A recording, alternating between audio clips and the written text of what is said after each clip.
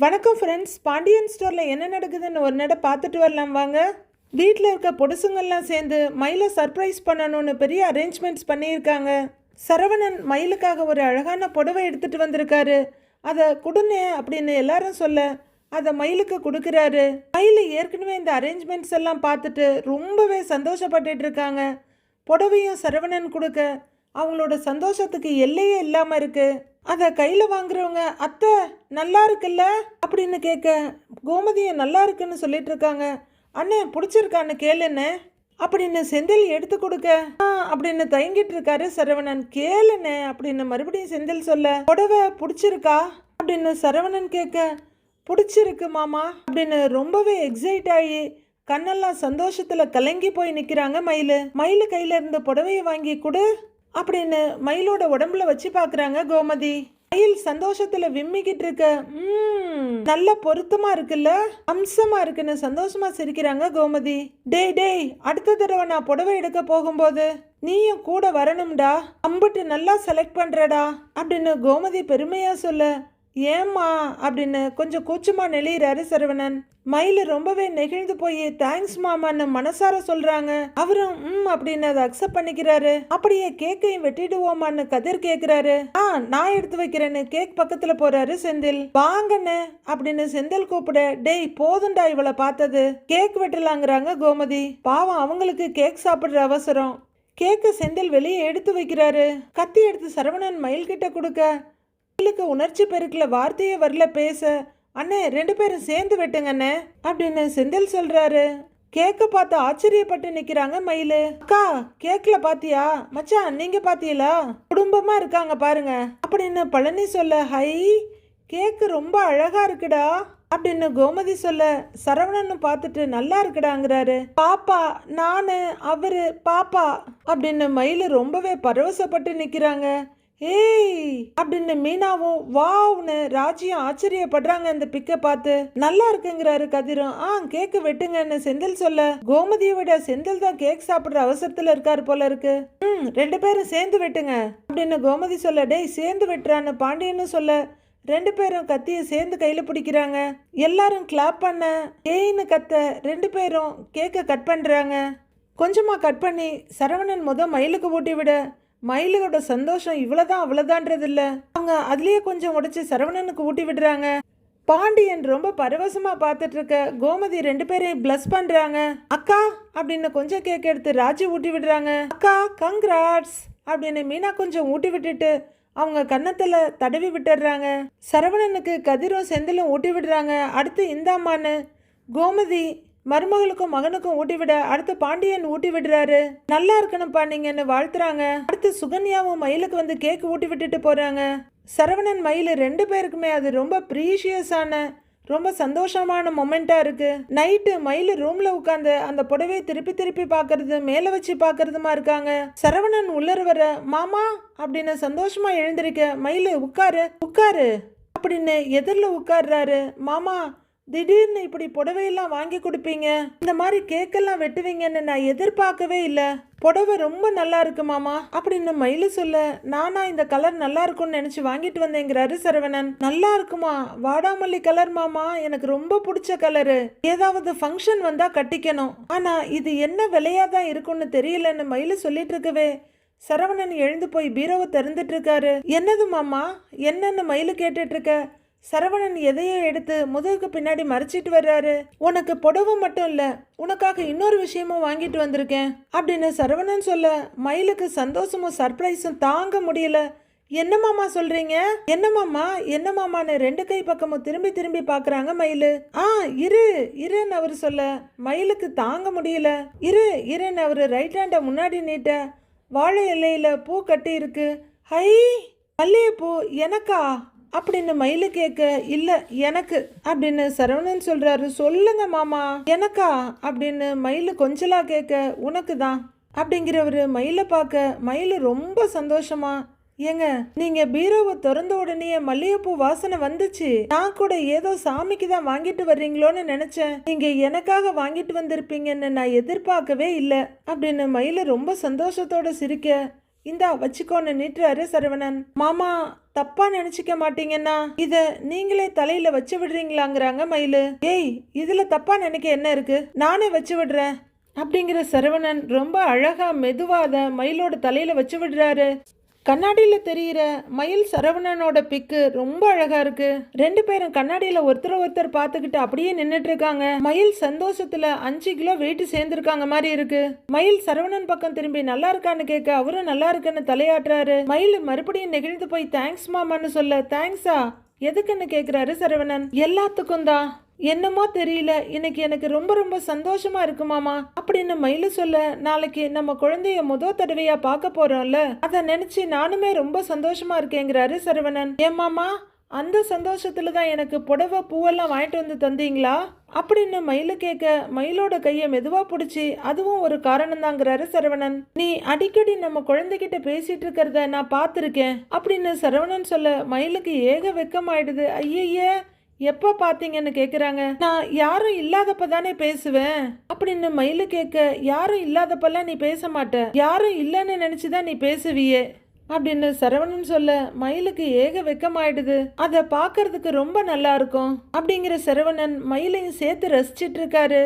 இல்ல மாமா, நாம பேசுனா நம்ம வயிற்றுல இருக்க குழந்தைக்கு கேட்கும்னு சொல்லுவாங்க, அதான் தனியா இருக்கும்போது சும்மா பேச்சு கொடுத்துக்கிட்டு இருப்பேன் அப்படின்னு மயிலு சொல்ல, சரி என்னை பத்தி ஏதாவது பேசுவியான்னு கேக்குறாரு சரவணன். ஓ, பேசுவேன்னு மயிலு சொல்ல, என்ன பேசுவேன்னு கேக்குறாரு சரவணன். அதெல்லாம் சொல்லக்கூடாதுன்னு மயிலு சொல்ல, நல்ல விதமா தானே பேசுவ அப்படின்னு சரவணன் கேட்க, நல்ல விதமா தான் பேசுவேன் அப்படின்னு மயிலு சொல்ல, ஏதாவது வேணுமான்னு உங்க அப்பன் கேட்டான், நானும் உங்க விருப்பத்துக்கு ஏதாவது வாங்கிட்டு வாங்கன்னு சொன்னேன், வெறுங்கைய வீசிட்டு வந்துட்டான்னு எதுவும் பாப்பா கிட்ட சொன்னியா அப்படின்னு சரவணன் கேட்க, ஐயையோ அதெல்லாம் நான் ஒன்றும் சொல்லலை, நான் ஏன் அப்படி சொல்ல போறேன், நல்லது மட்டும்தான் பாப்பாவுக்கு சொல்லுவேன் அப்படின்னு மயிலு சொல்ல, அது போதுங்கிறாரு சரவணன் ஒரு மாதிரி குரல்ல. ஆமா, நாளைக்கு ஹாஸ்பிட்டல் போறோம்ல, அதுக்கப்புறம் மருந்து மாத்திரை ஏதாவது சாப்பிடணும்னா நாளைக்கே கொடுத்துருவாங்கல்ல அப்படின்னு சரவணன் கேட்க, கொடுத்துருவாங்க மாமா அப்படின்னு மயிலு சொல்ல, இதோ பாரு, அதெல்லாம் நீ கரெக்டா டயத்துக்கு சாப்பிடணும்,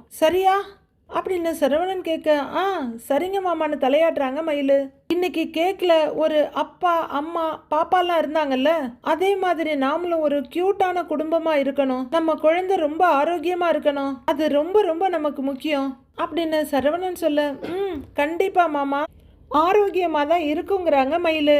ஸ்கேனை நினைச்சாலே எனக்கு நைட்டு தூக்கம் வருமானு தெரியலங்கிறாரு சரவணன். மாமா, ஸ்கேன் எனக்கு தானே அப்படின்னு மயிலு கேட்க, ஸ்கேன் உனக்கு தான், இங்க இருக்கிறது ஏன் புள்ள இல்ல அப்படின்னு மயிலோட வயிற்றுல கைய வச்சு சொல்றாரு சரவணன்.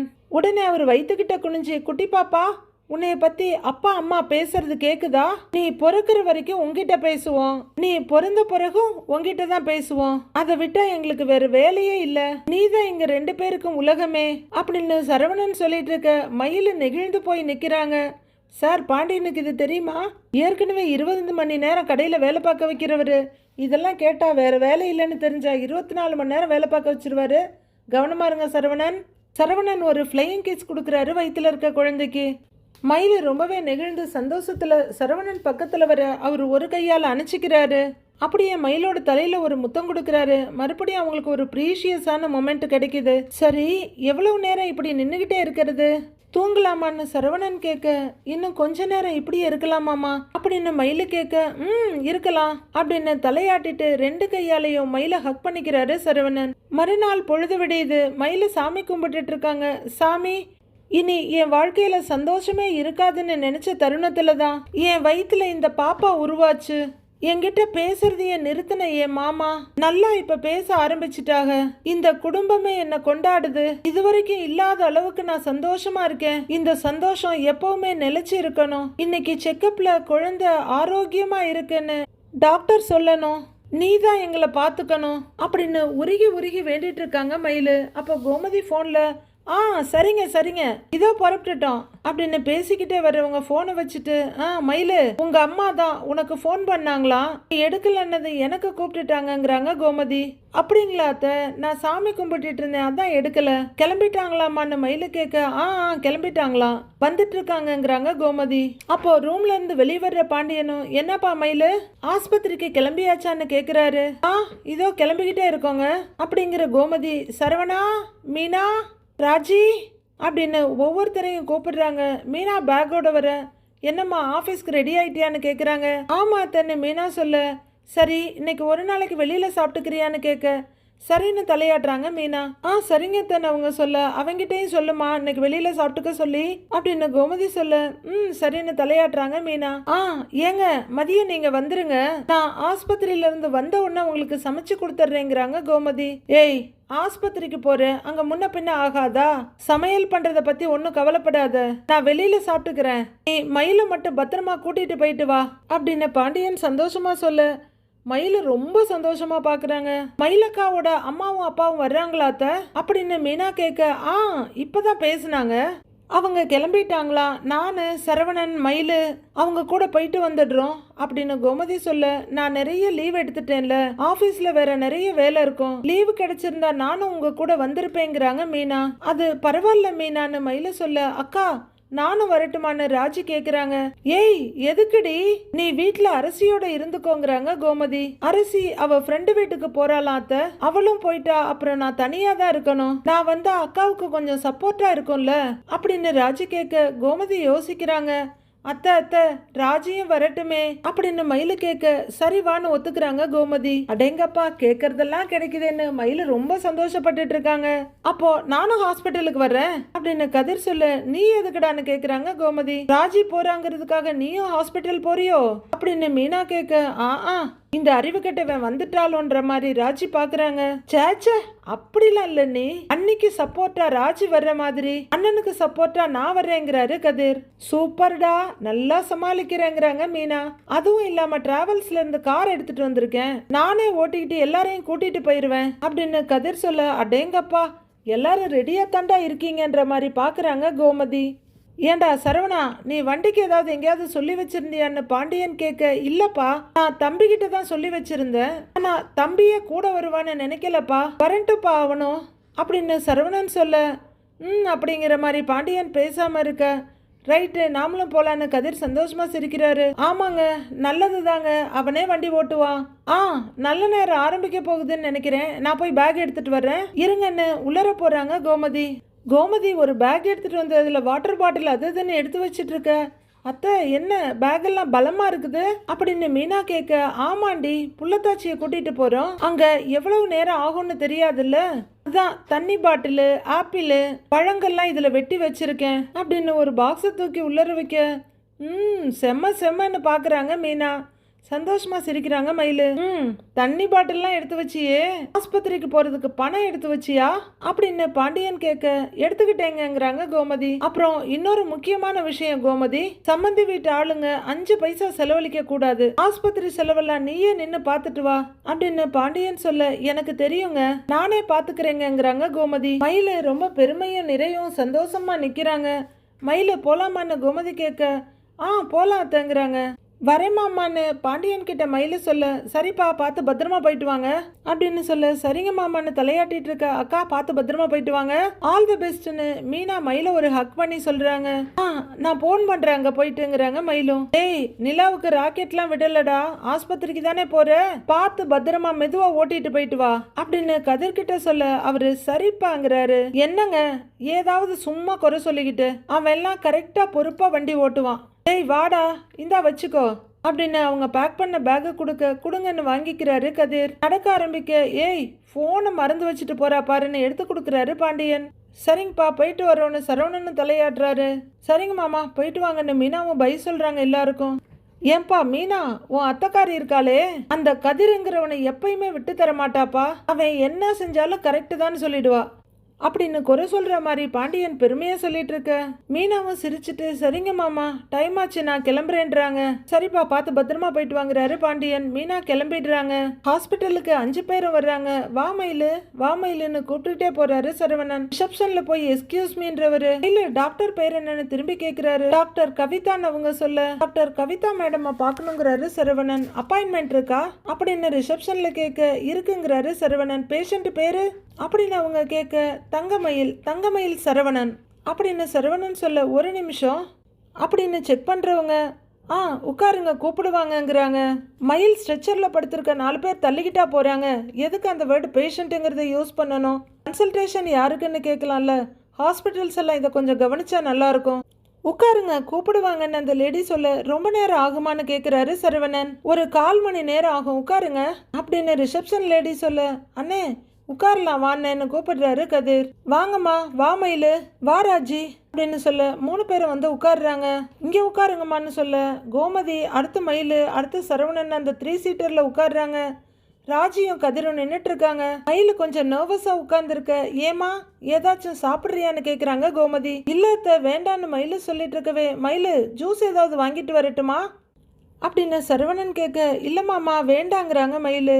சரவணன் ஒரே எக்ஸைட்டடாக இருக்காரு. டேய், உங்கள் 2 பேருக்கும் டீ காஃபி ஏதாவது வாங்கிட்டு வரட்டுமாடான்னு கதிரையும் ராஜியும் கேட்குறாரு. இல்லைன்னு என்ன கதிர் சொல்லிட்டு இருக்க, அதெல்லாம் ஒன்றும் வேணாமாங்கிறாங்க ராஜி. அப்போ நிறமாசமாக இருக்க ஒரு லேடியை அவங்க ஹஸ்பண்ட் கூட்டிட்டு வர அவங்க எல்லாரும் பார்த்துட்டு நிற்கிறாங்க. மயிலு லைட்டான பயத்தோட பார்க்க, சரவணன் ரொம்ப சந்தோஷத்தோட பார்க்க, கோமதி ரொம்ப எக்ஸைட்டடாக பார்த்துட்டு இருக்காங்க. திரும்புற மயிலு சரவணனோட சந்தோஷத்தை பார்த்து அவங்களும் கொஞ்சமாக சந்தோஷப்படுறாங்க. அப்போ பாக்கியம் அங்கே வர, அம்மா அப்படின்னு மயில ரொம்ப ஆசையா கூப்பிடுறாங்க. வாங்க சம்மந்தி, எப்படி இருக்கீங்க அப்படின்னு கோமதி கேட்டுட்டு இருக்க.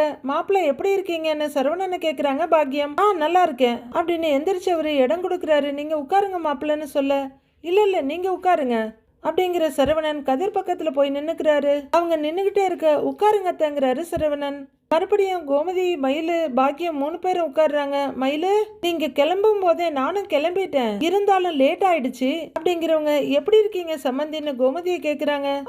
நல்லா இருக்கேன் அப்படின்னு கோமதி தலையாட்ட, நீயும் வந்திருக்கிறியா ராஜேஸ்வரி அப்படின்னு பாக்கியம் கேட்க, ஆமா நீங்க நல்லா இருக்கீங்களான்னு கேக்குறாங்க ராஜி. அவங்க அப்படின்ற மாதிரி தலையாட்ட, காஃபி ஏதாவது குடிக்கிறீங்களா, வாங்கிட்டு வர சொல்றேன்னு கேக்குறாங்க கோமதி. இல்லைங்க வேண்டாம் அப்படிங்கிற பாக்கியம். மீனா வரலன்னு கேக்குறாங்க. லீவு போட முடியலன்னு அவ வரல அப்படின்னு கோமதி சொல்ல, ஆமா கவர்மெண்ட் வேலைன்னா சும்மாவா, நான் அன்னைக்கு அவகிட்ட கூட பேசினேன். என்னதான் கணக்குல நீ மூத்த மருமகளா இருந்தாலும் உனக்கு அப்புறம் வந்தவ மயிலு, இப்ப இவ குழந்தை பெத்துக்க போறா, நீ எப்ப பெத்துக்க போறன்னு கேட்டேனா அப்படியே சிரிச்சே சமாளிச்சுட்டா அப்படின்னு பாக்கியம் பேசிட்டு இருக்க. ஐயையோ, இந்த அம்மா வாயை வச்சுட்டு சும்மாவே இருக்காது போல இருக்கே அப்படின்னு மயில ரொம்ப சங்கடமா சிரிக்க, கோமதியும் கொஞ்சம் சங்கடத்தோடு சிரிக்கிறாங்க.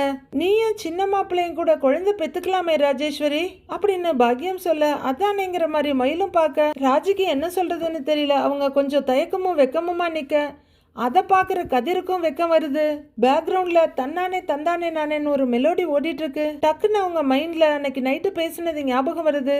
உனக்கு பொன் குழந்தை வேணுமா இல்ல பையன் வேணுமா அப்படின்னு ராஜி கேட்க, கதிர் திகச்சு போய் பார்த்தது அவங்க மைண்ட்லயும் வருது, அதே கதிர் மைண்ட்லயும் வருது. அதுக்கப்புறம் நடந்ததை நினைச்சு ராஜி டென்ஷன் ஆயிடுறாங்க. ஆனா கதிர் அவரோட அறிவுகட்ட தனத்தை நினைச்சு லைட்டா சிரிச்சிட்டு இருக்காரு. ஆமா, அந்த குழந்தை என்ன எப்படி கூப்பிடும் அப்படின்னு கதிர் கேட்க அதிர்ந்து போற ராஜி அப்படியே கதிரை முறைக்க, அதே நினைப்பு கதிர் மைண்ட்லயும் வர லைட்டா சிரிச்சுக்கிட்டு, ஐயோ இப்படி அறிவுகட்டத்தனமா இருந்திருக்கோமே, அடிமுட்டாள்தனமா பேசியிருக்கோமேன்னு கதிர் பார்க்க, என்ன அப்படிங்கிற மாதிரி ராஜி மிரட்டலா பார்க்க, ஒன்னும் இல்லைன்னு அவர் தலையாட்டுறாரு. கதிர் ராஜியை ரகசியமா பார்த்துட்டு இருக்க, ராஜு ஒரு முறைப்போட பார்த்துட்டு இருக்காங்க. நீ உங்ககிட்ட எல்லாம் இதை பத்தி பேசுனேன்னா பாருங்கிற மாதிரி இருக்க அவங்க பார்வை.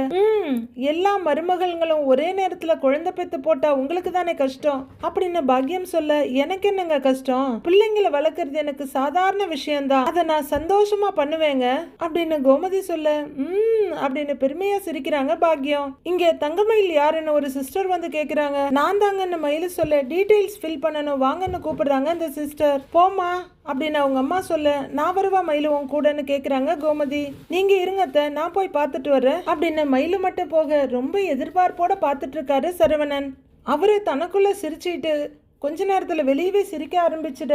அண்ணே என்னென்ன சிரிக்கிறேங்கிறாரு கதிர். அப்பதான் அவருக்கு சரௌண்டிங்க ஞாபகம் வந்து ஆன்னு பார்க்க கதிர் சுவாரஸ்யமா அண்ணனை பார்த்துட்டு இருக்காரு. இல்லடா, ஒரு 7-8 மாசம் கழிச்சு நான் இந்த இடத்துல டென்ஷனோட நடந்துட்டு இருப்பேன், நீங்க எல்லாம் அப்ப என்ன சமாதானப்படுத்துவீங்க, திடீர்னு கதவை திறந்து டாக்டர் வருவாங்க, குழந்தைய கையில தருவாங்க, அதை நினைச்சு அப்படியே அப்படின்னு அசடு வழிஞ்சிட்டு சரவணன் சிரிக்கிறாரு. கோமதியும் பாக்கியமும் இதை கேட்டு சந்தோஷமா சிரிச்சிட்டு இருக்க, உன் கற்பனை எல்லாம் நல்லா தான் இருக்கு, நான் கற்பனை பண்ணிக்கிட்டே அவங்கள தனியா விட்டுட்ட பாத்தியா அப்படிங்கிறாரு கதிரு. ஏய், டீடைல் கொடுக்க தாண்டா போயிருக்கிறா அப்படின்னு சரவணன் சொல்ல, அண்ணே நீயும் கூட போனேங்கிறாரு கதிர். சரவணன் தயங்கி நின்னுட்டு இருக்க, அட போனேன் அப்படின்னு முதுகுல கைய வச்சு தள்ள, டேய் சொல்றான்ல போடாங்கிறாங்க கோமதி. சரவணன் உள்ளர வர அங்க மயிலுக்கு பிரஷர் செக் பண்ணிட்டு இருக்காங்க. மயில உள்ளர வந்த சரவணனை சின்ன சிரிப்போட பார்க்க சும்மா துணைக்கு வந்தேங்கிறாரு. மயில ரொம்ப பெருமையும் சந்தோஷமா சிரிக்கிறாங்க. பிரஷர் எடுத்து முடிக்க எப்படி இருக்குன்னு மயிலு கேட்க நார்மலா தான் இருக்குங்கிறாங்க சிஸ்டர். வாங்க வெயிட் செக் பண்ணலாம்னு சொல்ல மயில் மெஷின கிட்ட போக, வா மயிலு அப்படின்னு சரவணன் கைய புடிச்சு கூட்டிட்டு போறாரு. ஏறி நிக்கிற மயிலு ரொம்பவே பூரிச்சு போய் சரவணனை பார்த்துட்டு இருக்க அவரு அவங்க வெயிட்ட பார்த்துட்டு இருக்காரு. ஒரு நிமிஷங்கிற சரவணன் குனிஞ்சி மயிலோட சேலை மறைச்சிட்டு இருக்க டிஸ்பிளேய காட்டுறதுக்காக சேலையை கொஞ்சம் ஒதுக்கி பிடிக்கிறாரு. சிஸ்டர் வெயிட்ட பார்த்துக்க மயிலு, அட மாமா நம்மளை எவ்வளவு நல்லா பாத்துக்கிறாங்க அப்படின்னு மகிழ்ச்சியில மத்தாப்பா பொறிஞ்சுக்கிட்டு இருக்காங்க. வா அப்படின்னு மெதுவா கைய பிடிச்சி இறக்கி நிக்க வைக்கிறாரு. உட்காரு மயில மறுபடியும் உட்கார வைக்கிறாரு சரவணன். இதுக்கு முன்னாடி பிளட் டெஸ்ட் யூரின் டெஸ்ட் எதுவும் பண்ணிருக்கீங்களா அப்படின்னு சிஸ்டர் கேட்க, பாத்துருக்கோங்கிறாரு சரவணன். சுகர் ஏதாவது இருக்கா அப்படின்னு சிஸ்டர் கேட்க, அதெல்லாம் எதுவும் இல்லைங்க அப்படின்னு சரவணன் சொல்றாரு. இதே கேள்வியை பாண்டியன் கிட்ட கேட்டிருந்தா கடையில 4 மூட்டை இருக்கு, குடோன்ல 40 மூட்டை இருக்குன்னு சொல்லியிருப்பாரு. அட மாமா நம்மளை பத்தி எல்லாம் தெரிஞ்சு வச்சிருக்காரு, எந்த டீட்டெயில் கேட்டாலும் டக்கு டக்குன்னு சொல்றாருன்னு மயில அவரை ஆச்சரியமும் ஆனந்தமுமா பார்த்துட்டு இருக்காங்க. அடுத்தடுத்த டீட்டெயில் சிஸ்டர் கேட்க சரவணனே எல்லாத்துக்கும் பதில் சொல்ல மயில பிரமிச்சு போய் சரவணனை பார்த்துட்டு இருக்காங்க. அடுத்து என்ன நடக்க போகுதுன்னு மண்டே பார்க்கலாம் friends. Have a happy weekend. Thank you.